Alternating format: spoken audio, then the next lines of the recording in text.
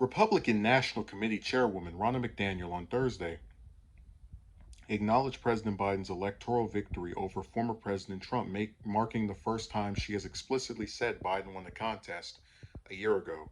Painfully, Joe Biden won the election, and it's very painful to watch. He's the president, we know that, McDaniel told reporters at a Christian Science Monitor breakfast in Washington.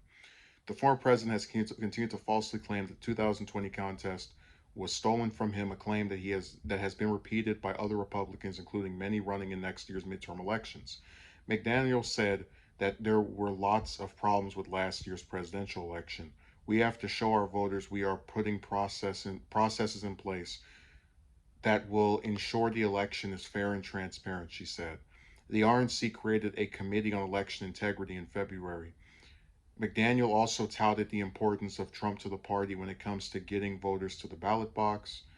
If he left the party, Republicans would lose. He has built our party. He has added a new base.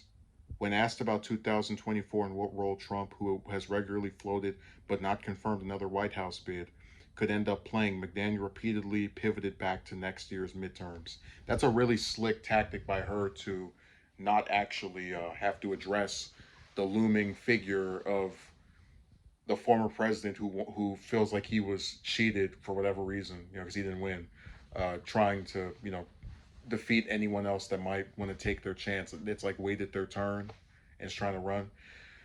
So the reason this is a big deal, because McDaniel by herself is not that huge of a, like, she's in a leadership position, or is the leader of the RNC, which is still not that big of a thing because the Democrats have a DNC chair. He's nothing.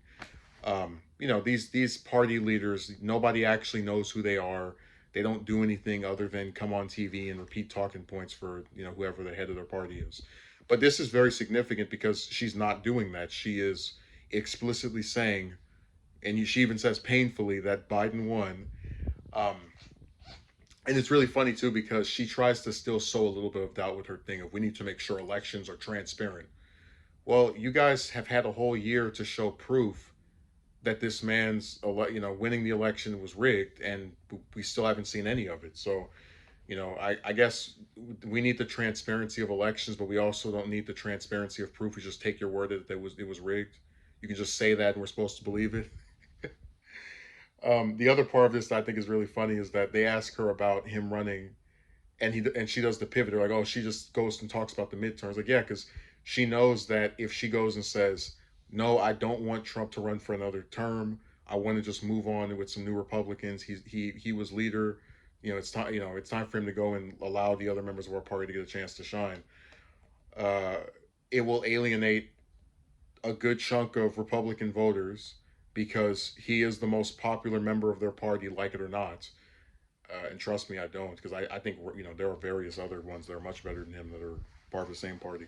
But it's a little slick tactic by her to go, well, I'm gonna find a way to not talk about that and plug in our efforts to win the House and send it back, which they're probably going to do because, like I mentioned before, the Democrats have very slim majorities in both chambers.